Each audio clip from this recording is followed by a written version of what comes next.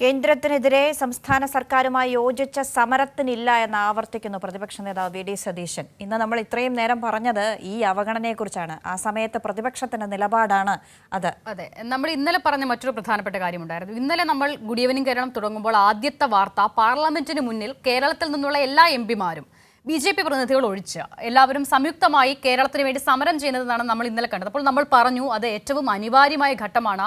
കേരളത്തിന് വേണ്ടി ശബ്ദമുയർത്തുമ്പോൾ അതിൽ രാഷ്ട്രീയം പാടില്ല, എല്ലാവരും ഒരുമിച്ച് കേന്ദ്രത്തോട് ഈ വിഷയം ഉയർത്തണമെന്ന്. അപ്പോൾ അതിനെ ഒരു നല്ല മാതൃകയായി നമ്മൾ കണ്ടെങ്കിൽ മണിക്കൂറുകൾ കഴിയുന്നതിന് മുൻപ് കേരളത്തിലെ പ്രതിപക്ഷ നേതാവ് പക്ഷേ പറയുന്നു സംസ്ഥാന സർക്കാരുമായി യോജിച്ച സമരം ചെയ്യുന്നതിന് 3 തവണ ആലോചിക്കേണ്ടതുണ്ട് എന്നും.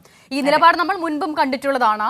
കേന്ദ്രത്തിന്റെ നിലപാടുകൾക്കെതിരെ കേരളം സമരം ചെയ്യുമ്പോൾ, സംസ്ഥാനം സമരം ചെയ്യുമ്പോൾ അതിൽ ഏറ്റവും കൂടുതൽ എതിർപ്പ് പ്രകടിപ്പിച്ചത് BJPയേക്കാൾ അധികം കേരളത്തിലെ കോൺഗ്രസ് ആണ്, പ്രതിപക്ഷമാണ്. അപ്പോൾ സ്വന്തമായി സമരം ചെയ്യാനുള്ള ത്രാണി കോൺഗ്രസിനുണ്ട്, സംസ്ഥാന സർക്കാരിനോട് ചേർന്ന് സമരം ചെയ്യാനില്ല എന്നാണ് വി ഡി സതീശൻ പറയുന്നത്.